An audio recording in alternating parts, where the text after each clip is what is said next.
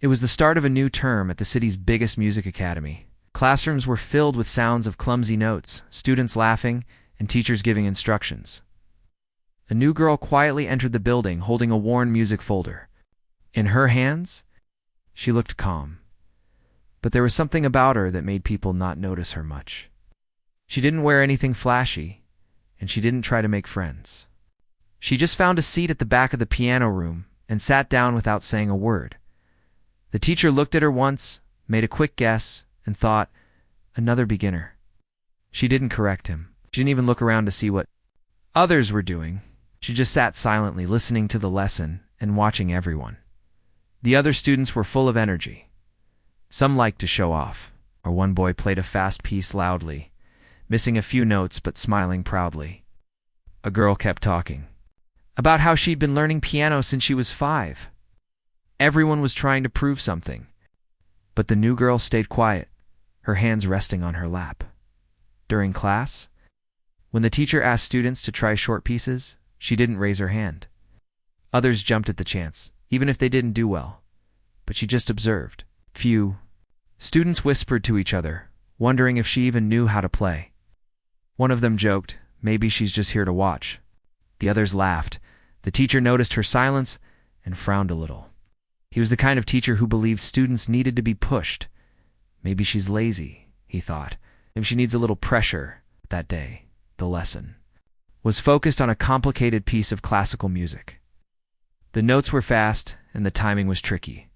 The teacher played it once, and the students looked confused. This is not easy, one said. I don't think I can play this. Another whispered. After watching a few students struggle with the piece, the teacher grew a little impatient. He turned around, pointed at the new girl, and said, "You, why don't you try? Let's see what you've got." The room went quiet.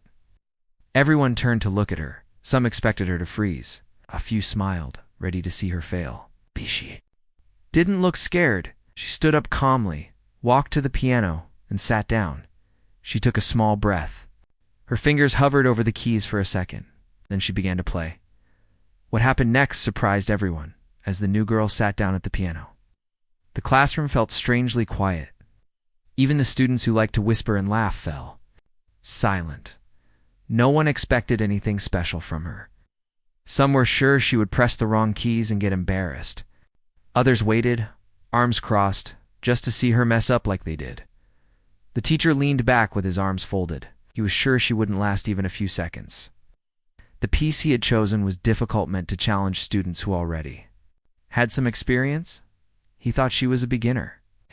He didn't know her past, and she didn't offer it. She placed her fingers gently on the keys. She didn't look nervous. She didn't even look around to check if anyone was watching. Focus was fully on the piano. She took one quiet breath and then pressed the first key. The sound that came out was soft, perfect, smooth, clean. Her fingers moved with ease, as if she had played that piece 100 times before. No hesitation, no confusion, just flow. Like water running down a peaceful stream. Every student in the room froze. Note after note, her hands moved faster. The melody that was once a struggle for everyone else now felt alive. The room filled with music that seemed to carry emotion, strength, and beauty all at once. Her body moved slightly with the rhythm, her eyes half closed in focus, and her face calm. The teacher sat up straight, no longer leaning back. He leaned forward now, eyes wide, eyebrows raised. He watched closely, like he was seeing something rare. He didn't expect this, not at all. The students were stunned. No one said a word. One boy, who had laughed earlier, now looked down at his hands, embarrassed. Another student blinked fast, not believing what they were hearing. It wasn't just good, it was brilliant. She didn't pause. She didn't stumble. From start to finish, she played the entire piece with grace and control. It was the same piece everyone had failed to play, but it sounded completely different now. Rich, full, emotional. When she played the final note, the sound slowly faded into silence. But the room didn't return to its usual noise. Everyone just sat there, frozen, as if time had stopped. Then someone clapped once, then another. Soon the room was filled with applause, surprised but genuine. Even the teacher clapped, a strange smile on his face. It was the kind of smile that mixed shock, respect, and a little bit of guilt. The girl stood up quietly and stepped away from the piano. She didn't smile or look proud. She simply returned to her seat at the back like nothing had happened. After a moment, the teacher spoke. His voice was softer now. "Where did you learn to play like that?" She looked at him, then replied in a calm voice, "I've been playing since I was 4. There was no bragging in her voice, no pride, just truth. The students looked at her with new eyes. All their earlier thoughts about her being shy or untalented disappeared. Now they were curious. Who was this girl? Why hadn't she said anything before? Why was someone so good hiding in the back of the class? But the girl didn't explain more. She simply opened her notebook and began writing down the next lesson, as if nothing had changed. But something had changed. In that one moment, the whole class saw her in a completely new way. And no one would ever forget how she made that old piano sing like never before. After that day, something felt different in the classroom. The new girl had played so beautifully that no one could stop thinking about it. Her music still echoed in people's minds even days later. Students who had barely noticed her before now glanced her way with curiosity and quiet respect. But she didn't change. She still came in quietly, sat at the back, and said very little. She still didn't join in the loud conversations or show off like others. The only thing different was how people looked at her now. There was no more whispering or laughing behind her back. In fact, some students even avoided meeting her eyes. Maybe they felt guilty for judging her too early. The piano teacher, who had once assumed she was a beginner, now watched her carefully in every class. He didn't say much to her, but his tone toward her was no longer strict or doubtful. It had become gentler, more respectful. Deep down, he was still thinking about how wrong he had been. One day, during practice time, a bold student raised a hand and asked, "Can she play another piece?" Everyone knew who she was. The girl looked up slowly, surprised. All eyes turned toward her again. She looked at the teacher, waiting for his answer. The teacher gave a small nod, as if he, too, was curious to hear more. She didn't answer. With words, she simply walked to the piano again. This time, she played something completely different. It wasn't a classical piece like before. It was a slow, emotional tune, soft and deep. Each note felt like a story being told without words. There was a quiet sadness in the music, something that touched hearts without needing explanation. The room was still. Even the noisy ones stayed silent, listening. Some students had their eyes closed, while others leaned forward slightly, as if trying to catch every detail of the melody. And then something unexpected happened. One of the students, near the front, started to cry, quietly. Tears rolled down her cheeks, and she quickly wiped them away, hoping no one saw. But she wasn't the only one who felt something. Others had tight throats, warm eyes. The music was doing something they didn't expect it was making them feel. The girl finished the piece slowly, letting the final note hang in the air. She didn't bow or smile. She just stood up and returned to her seat like before. No one clapped this time, not because they didn't want to, but because the moment felt too personal, too soft for applause. It was like everyone had just been given a secret glimpse into something beautiful and painful at the same time. The teacher finally spoke after a long pause. His voice was quiet, thoughtful. "Where did you learn that piece?" The girl replied softly. "I wrote it myself." That one line surprised them all again. Not only could she play difficult music, she could create it too. And it wasn't just music, it was real emotion. The teacher looked at her with new eyes now, not just as a skilled student, but as an artist. Someone with a deep connection to her craft. After class, a few students came up to her. They didn't ask many questions. Some just said thank you. Others smiled shyly. One girl simply placed a small chocolate on her desk and walked away without saying anything. She smiled a little for the first time. The girl hadn't come to be noticed. But with just her music, She had done something even more powerful. She had touched people's hearts. And slowly, the walls around her started to come down. After she played her original piece, something quietly shifted in the class. The walls of silence around her began to slowly fall, not because she tried to change anything, but because others started to see her differently. She was still quiet, still sat in the same seat at the back, but now students nodded at her when they passed by. A few smiled. Even those who had ignored her before now showed small signs of respect. The teacher, too, had changed. He was more thoughtful in class now, especially when he looked at her. Sometimes he paused during lessons and asked for her opinion, which he had never done before. She would answer in a few words, soft-spoken and clear. Everyone listened. One day after class ended, the teacher asked her to stay behind. She stood near the piano as he walked up with a serious expression. "I owe you an apology," he said slowly, folding his hands in front of him. "I judged you too fast. I assumed you didn't know much just because you were quiet." She didn't say anything at first. She just looked down and gently touched one of the piano keys. Then she said, "It's okay. People do that sometimes." Nodded, not trying to explain himself further. "I just wanted you to know you have a gift. I think the class can learn a lot from you, if you're willing to share." She looked surprised, but nodded politely. Then she quietly packed her folder and left. The next week, things changed again. The teacher started calling on her to help explain small techniques to the other students. At first, she looked unsure. When she walked up to the front and sat at the piano, she became confident again. Her fingers moved with ease as she demonstrated a difficult pattern to the class. And surprisingly, the students listened. They didn't talk over her or roll their eyes. They leaned forward, paying close attention.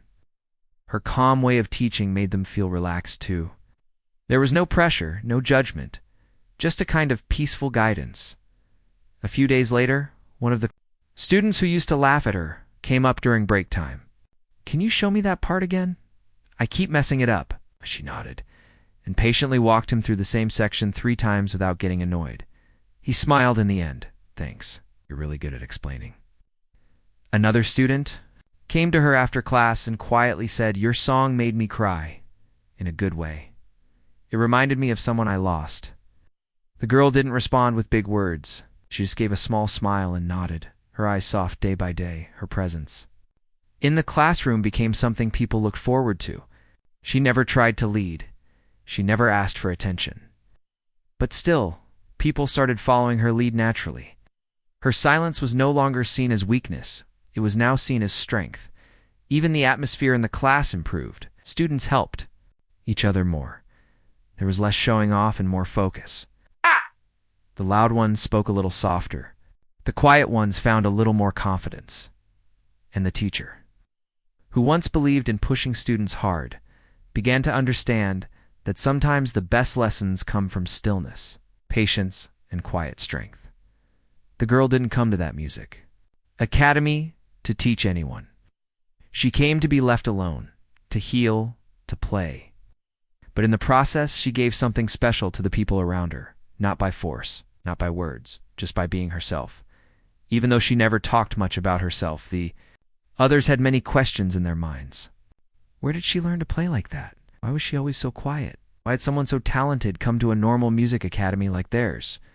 But no one dared to ask her directly. It didn't feel right. Her quiet nature made them careful with their words around her. Still slowly, some pieces of her past started to come out, not through big speeches, but through little moments. One day, while sitting next to her during lunch break, a student noticed old photos in the corner of her music folder. He didn't touch them, but he saw enough to recognize a large piano hall, a grand stage, and a younger version of her standing beside a tall man in a tuxedo. It looked professional, looked serious. The student didn't say anything at that time, but he told a few others. Word began to spread gently, not in a gossiping way, but more like quiet respect. People began to realize she had once lived a very different life, something bigger, something known. It was the teacher who finally asked her one day after class, not in front of everyone, just in private. "Were you trained professionally?" Looked at him, thought for a moment, then nodded. Yes, I used to perform. Travel, competitions. He asked gently, "Why did you stop?" She hesitated. Her eyes dropped to the floor. Then she said quietly, "My mother passed away. After that, I couldn't play anymore, not in front of crowds." It started to hurt too much. The teacher didn't say anything for a while, just gave a soft nod and said, "I understand." He really did. He had seen many students over the years who played from their heads, but she played from the heart. Now, he knew why. After that day, his respect for her deepened. So did the students. They began to understand that her silence wasn't because she was shy, it was because she had been through pain. She hadn't come to the academy to shine. She had come to recover. To reconnect with the music she once loved, but had lost in her grief. She had hidden her light to protect herself, but slowly, without trying, she had become a light for others. The teacher invited her to help with a weekend workshop for young beginners. She agreed quietly. During the workshop, she sat beside a little boy who was too scared to press a single key. She didn't rush him. She just smiled and gently played one soft note. Then she placed his small finger on the next one. Together they built a melody, slow, simple, sweet. The boy smiled. And so did she. That was the moment the teacher realized something important. She didn't just have talent, she had something more rare. She had soul. She had the kind of presence that made others feel calm, safe, and seen for the first time in years. She started to enjoy playing in front of people again, not on a big stage, not under bright lights, but in small rooms filled with people who listened with care, not with judgment. She was healing note by note. No one needed to know how famous she had once been. No one asked about trophies or medals, because in this place, she had found something better than applause. She had found peace. And even though she never said it out loud, the small smile that now lived quietly on her face said everything. With each passing week, the classroom began to feel warmer, not because of the weather, but because of the way people treated each other. Something had changed, and everyone knew the reason. It was because of her. The girl who once sat quietly in the back had become the soul of the class without even trying. She still didn't speak much, and she never tried to lead, but her presence made a difference. When she played, it was like the whole room breathed together. When she spoke, people listened. Even students who were once competitive became more kind. They helped each other more. Instead of trying to be the best, they started trying to play with more heart. Many of them said it was because of her. She had shown them something that no teacher, book, or exam ever could. She showed them what music could feel like, not just what it could sound like. One afternoon, the teacher entered class with a serious look and made an announcement. The Academy will be holding its annual concert next month. Every class must present a group performance. I'd like one student from our class to perform a solo as well. There was a soft buzz in the room. Students glanced at each other. Some looked excited, some looked nervous. Many looked in her direction. The teacher paused, then turned to her. "Would you consider performing the solo?" She looked surprised. She hadn't performed in front of a crowd in a long time, not since her mother's passing. The memory of standing under bright lights made her chest tighten. For a moment, the old fear returned, the fear of attention, the fear of feeling too much on stage. She looked down at her hands, then looked up at the teacher. "I'm not sure." He nodded gently. "Think about it, no pressure." Days passed, and students kept asking her, gently, kindly, "Are you going to do it? We'd love to hear you on stage." "You'll be amazing." She didn't answer right away, but deep inside, something was shifting. She'd come here to be invisible, to escape the noise of her past. But now, with every kind word and every peaceful moment, she was starting to feel something she hadn't felt in years: readiness. One evening, she stayed back in the practice room alone. The lights were dim. The building was quiet. She sat at the piano and placed her fingers gently on the keys. Slowly, she began to play. It wasn't a famous piece. It wasn't fast or loud. It was something simple and soft, something she had written herself. And as she played, tears rolled down her cheeks. But this time, they weren't just from pain, or from release, from acceptance. When she finished, she sat in silence. Then, she gave a small nod to herself. The next day, She walked up to the teacher after class. "I'll play the solo," she said softly. He smiled, not just with his lips, but with his eyes. "I'm proud of you." The news spread quickly through the class. Everyone was excited. But more than that, they were supportive. There were no jealous whispers, no jokes, just quiet encouragement. As the concert day got closer, the atmosphere became filled with hope and energy. For many students, it was their first real performance. For her, it felt like the first time she was truly returning to herself. She didn't want applause. She didn't want to impress anyone. She just wanted to play from the heart one more time under the lights, not to escape her past, but to honor it. She had found her way back to the music. And this time, she wasn't afraid.